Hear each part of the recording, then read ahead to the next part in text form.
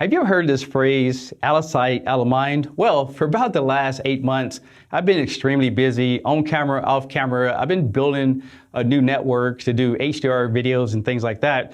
But one thing I didn't realize when I went to my storage the other day is that I have about 10, 15 TVs that I actually haven't put a lot of thought into filming. So I put this series together for you guys. This is the first episode of this versus that. And what this is going to be is I'm going to take all these TVs and start making videos to show you guys comparison, because when Black Friday and Christmas time comes around, you're probably going to be looking for some good deals and you might not want to buy the newest and greatest on the market. So today we're going to compare a LG Uq7590 against the LG Uq9000. Let's get into it. Before we jump into all the details that I want to show you guys, these are the panels that are available for these two screens. But I do want to point out that the Uq7590 is available in the 86-inch, and that panel is 120 Hertz and has your HDMI 2.1 inputs, but everything else is 60 Hertz with HDMI 2.0. So that's the models that we have here in the United States, but since a lot of people watch my videos internationally, I want to show you guys some similar models that you might find in your country. And keep in mind, some of the functionality, software, and some of the apps that are available may be different. If you live in the UK, these are the models that you're going to look for, and these are the sizes that are available. For people who are watching from India, these are the similar models that you might be interested in. If you live in Singapore, here's some of the models that you can find in your area. And if you live in Australia, I couldn't find any type of 7 series, but you guys do have a 9000 series that's available. Now let's take a look at the back of both TVs. If we go over to the 7590, you can see there's a ventilation slot that goes all the way across the top, and that's the same on the 9000. You also have a input. This is where you plug it in. This one has one USB, two HDMI, one of them is eARC, plus you have that TV tuner, and it has a fiber optic output as well as an Ethernet input. Now, if we take a closer look at the 9000, same connections, same configuration, same inputs on this side, but what makes this TV different is that you have a third HDMI, a second USB. So if you need those extra inputs, the 9000 is definitely the way to go. So I laid both TVs on the back so we can see the speakers. And over here we have a 10 watt by 2 amplifier, and this is the same on both TVs. So they're going to pretty much sound the same, and we'll do a test later on. There's also a button here that you can use to turn the TV off and select some of the inputs. But since both of these TVs are smart TVs, we will not be able to use this to get through any of the apps or anything like that. Another thing I want to show you guys before we get into the test and everything is that these TVs are different colors. This is the 7590 and this is the 9000. As you can see, the 9000 has more of this silver type of look to it over the other one that has more of a black look to it. So not a big deal, but that might be something that people want to consider when buying these two TVs. Clock 32, call him in now. I'm going to do what Jim Gordon never could. What's that? I'm going to take down the Batman. I want to show you that quick clip of Batman Rising to show you the contrast ratio. In fact, both of these TVs have what they call direct backlight. So basically all the LEDs go across the screen, and in this level TV, you don't get local dimming to be able to control that. But when using this in your home, you're going to see that you're going to get some decent black levels, but you will get that annoying backlight glow.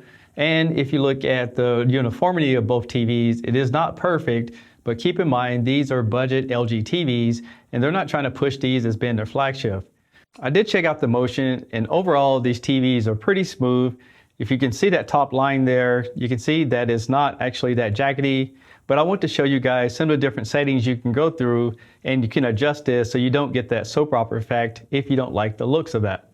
But so far, if you're looking at both of these TVs, you're going to get almost exact type of appearance, because according to what I can find, they use the same screen, the same processor, and the same software. I want to show you guys what it looks like if you was watching some type of sports, and to me, it looks like the UP7000 looks a lot cleaner in the corners because the 9000 has more of this black type of shadow to it, but it could just be the panel that I have here in the studio today.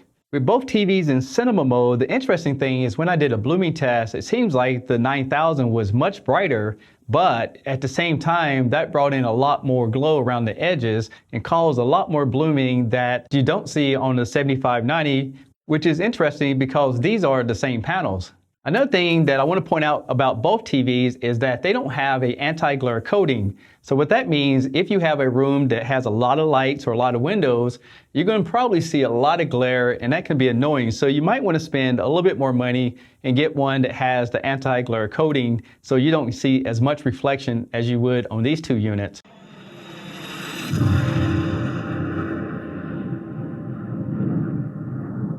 Your instructor is one of the finest pilots this program has ever produced.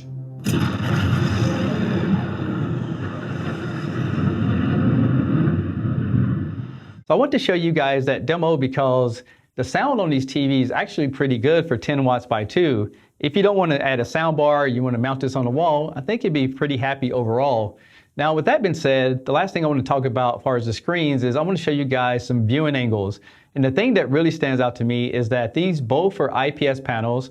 And when you go from side to side, these TVs look excellent. But if you had these TVs mounted above a fireplace, you're going to lose a little bit of the brightness of it. And you also lose a little bit of brightness if it's down below you somehow. But for other people who like VA panels, you won't get as good of viewing angles, but you may get better contrast ratio. Next, I want to check these TVs out in HDR mode, and keep in mind these are low nits TVs, probably around 350, where most recordings are 1000, so it's not going to be as bright as upper end TV.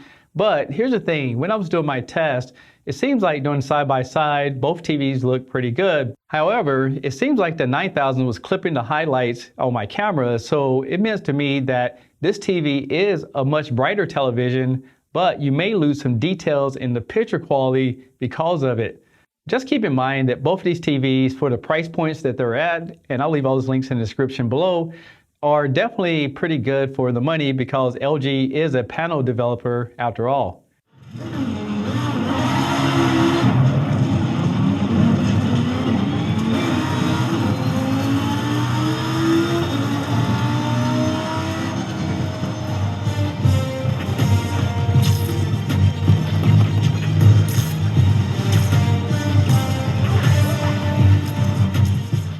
Now I want to pause this game for a second and look in between the two TVs. If you know which one's supposed to be right, please let me know in the comments below because it seems like the 9000 is doing a better job on this particular scene. So overall, I had fun playing games on these TVs, but I want to show you guys some of the settings that you won't get on either one. First of all, they're not Dolby Vision compatible, so you're not going to have that option whatsoever. But when I went into the menu of the Xbox Series X, you do get access to your 4K 60 frames per second. And then I went into the system and I was able to get 120 Hertz at 1080p. But keep in mind with 60 Hertz panels, you might get a little bit better experience, but you're going to lose some picture quality in the process. And these TVs don't support VRR, which is something that gamers really enjoy. And companies like Hisense are putting this on their lower end TVs, so maybe LG will start doing that in the future. Now, these TVs also have a gaming menu. In this pop-up menu, you can see the frames per second. You can also see if the gaming mode is set to AI sound. You have a black stabilizer. And if you go down, you have these different genres, as well as blue reduction and dark mode. So that's a really good feature. And you can go change the colors. Right now, I have it set up as orange, but you can change it to violet or green. So I showed you guys a lot of comparisons, but there's some different features in the software that I want to show you before we finish up this video. Now, the great thing about all the LG TVs is that you have this ThinQ application. As you can see, I have both TVs already connected, but if I click on the Uq9000, you can see I have this on-screen display.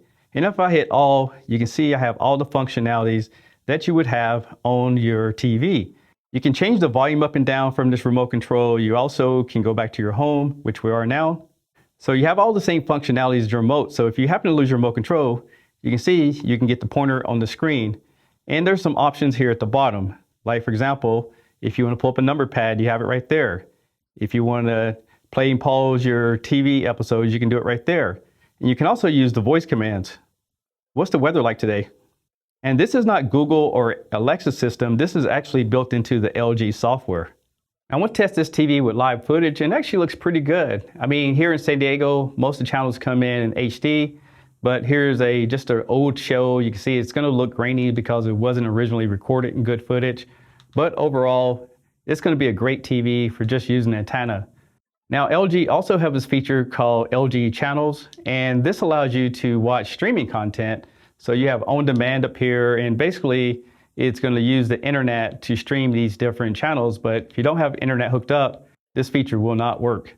Overall, the experience on this TV is decent, but it is a little laggy. So as you can see here, as I hit multiple times, it's not really responding as fast as I like it to.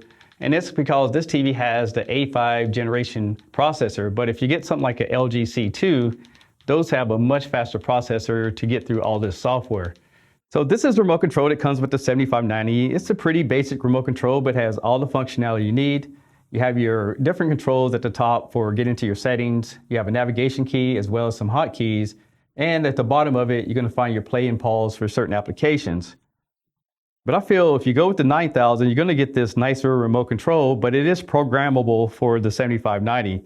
Now this is the magic remote control. So you have a pointer on your screen and you can move the mouse around because it has a built-in gyro system. And then you can actually select things on the screen very easily.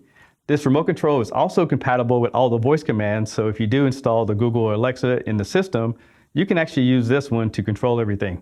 After using these TVs for the last few days to make this video for you guys, if you don't care about this magic remote control that comes with the 9000, in my opinion, I would go with the 7590. Now keep in mind, this is an optional add-on that you can do with the 7590 if you really want it, but you don't have to use it because it does come with remote control. It just seems like the black levels were better. It seems like the 7590 also had better contrast ratio. And overall, I thought it had a better picture, even though it's not as bright. But that's my opinion. I'm Tech Steve. Thanks a lot for watching, and I'll catch you guys on the next one. Peace!